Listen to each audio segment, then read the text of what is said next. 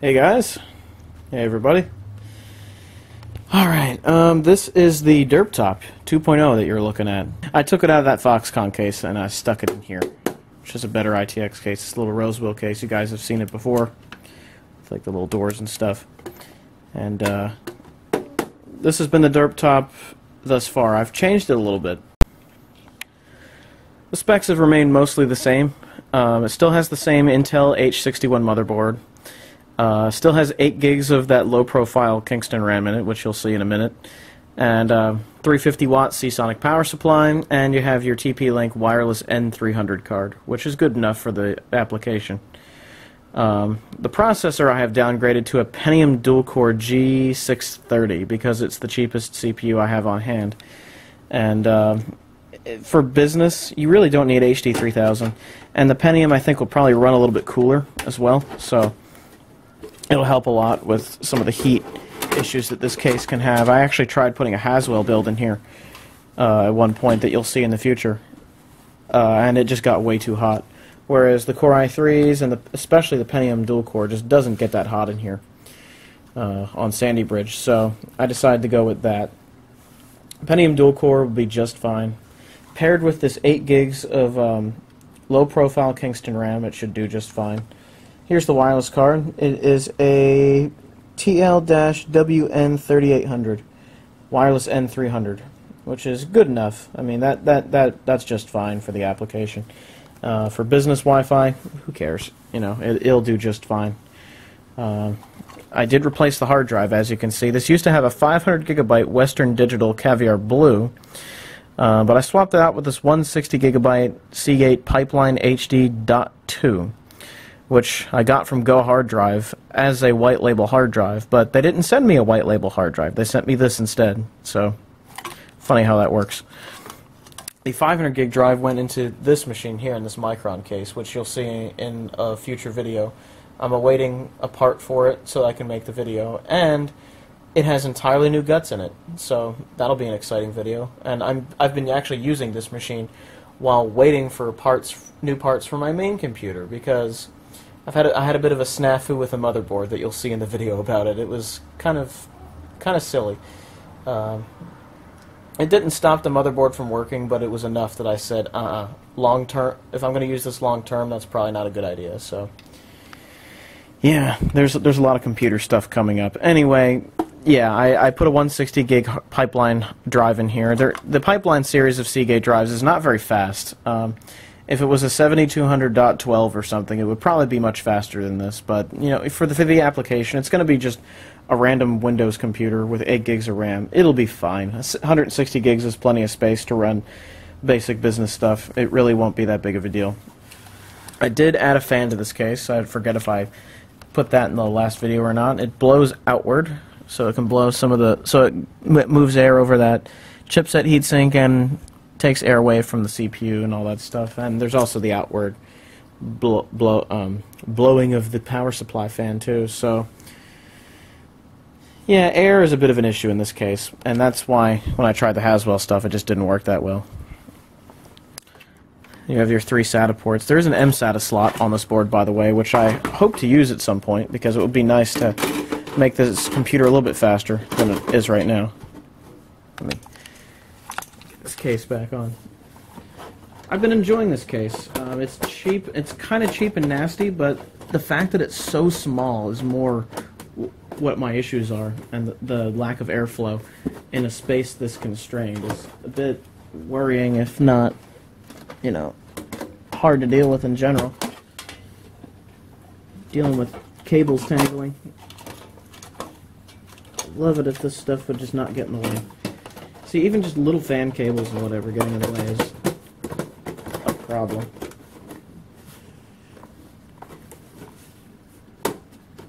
There you go. Alright.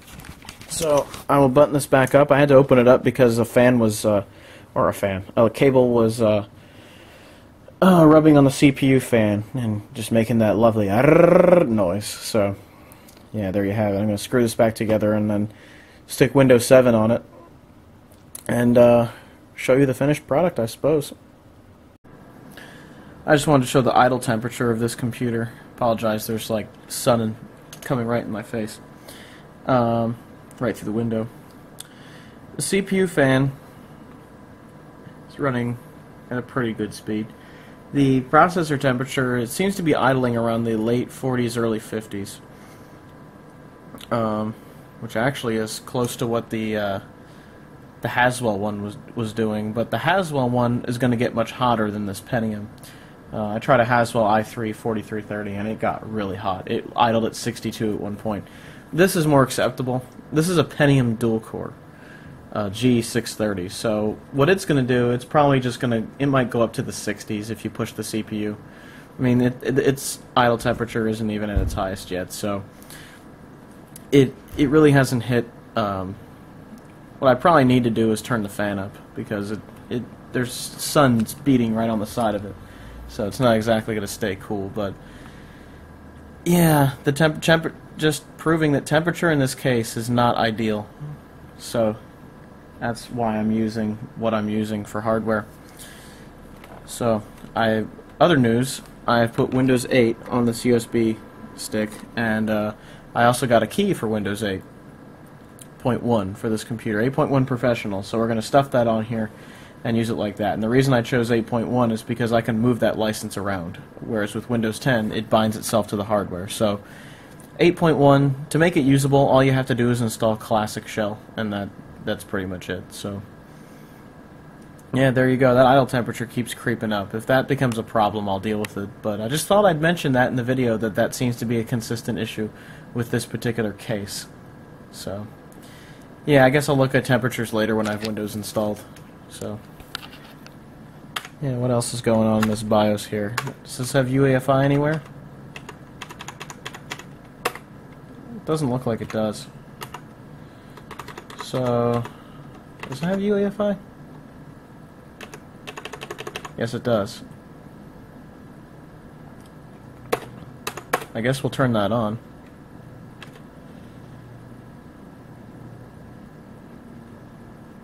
Alright, so let's try booting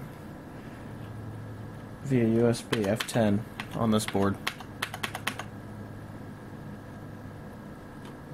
Let's try UEFI and see what it does.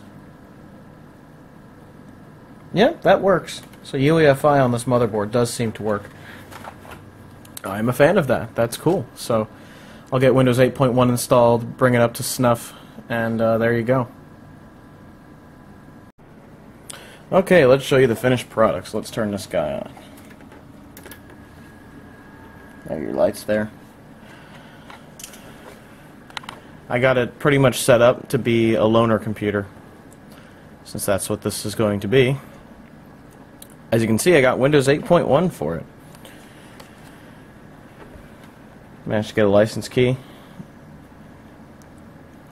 so it can actually be used as a loaner machine with something real on it instead of just Linux Mint 17.3, which is what I've been using for a couple years on my loaner machine. And while that works okay in some instances, you really need Windows in others. I even named it loaner. What I'm going to do is just take an image of the drive the way it is and put that, and that image will go on my junk drawer server there on the left. And that way, if they screw up the machine, I can just re-image it, no big deal. The Seagate Pipeline hard drive is not very fast, as you might imagine. There it goes.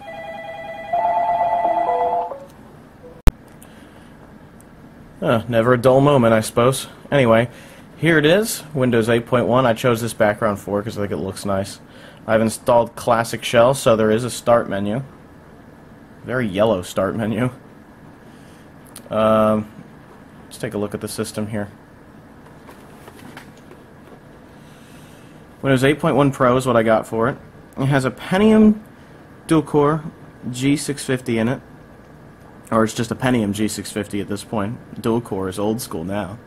2.7 gigahertz. The G620 is the lowest end, so this is just one step up from the lowest end Pentium. I have 8 gigs of RAM in here, 64-bit Windows. Windows is activated, as you can see. So this thing is going to do a pretty good job. The Pentium has HD Graphics 2000 on it, but that's fine for office work. Really, that's no big deal, since most of the things people are going to be doing with this is office work. And speaking of which, I did stick Office on here. Office 2007. It's modern enough to handle the new formats. It works. Doesn't start the fastest because the computer just booted up, but it's probably the first time I've launched Office. Yeah, it is. Come on. There you go. Now we have Office running. So this is a fully functional Office computer, which is pretty much what it's designed to be as a loaner. This is a very generic configuration that I have here. So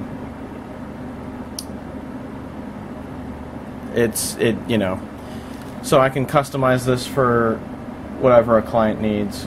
I don't do a whole lot of computer stuff anymore, but for the little I do, having a loaner machine is useful. It's mostly for volunteer work that these computers are for, and it's nice to have a smaller footprint computer to provide them. I used to provide them this, which had a socket 775 base computer in it, but this actually houses something that I'll be talking about in the next video. So, just thought I'd show you my new loaner machine. It's the Derptop. It has been demoted. I put all my cheap parts in it, including the Pentium dual core, because if the Pentium dual core dies, I'm not going to really be that worried about it, whereas if the i3-2105 dies, getting another one of those could be hard. So I want to keep those for myself. But if the Pentium ever dies, I can just replace it with another Pentium, and it'll be fast enough. Or I can just get an i3-2100, and it'll be fine. But even this Pentium should be fine for the basic work that most people that borrow my machines do. So, it should be fine. Classic shell makes it Windows. And there you have it. Not a very exciting computer, but nonetheless, I think this makes a better loaner than the Linux Mint machine that I've been using. Now that it has actual Windows on it, and people that are baby boomer age will be using it, I think it's just a much better setup for that. So there you go. I'm gonna do the advanced shutdown thing. Tiles. Let's do the advanced shutdown, so that it doesn't complain when I don't plug in a PS2 keyboard. Advanced startup. It's just like Windows 10. You have to do that to turn off the quick boot thing. This is even the same exact menu. There you go. There you go, folks. That is the new loaner machine. I think it'll serve the people that borrow it pretty well. Have a good one, everybody. Ciao.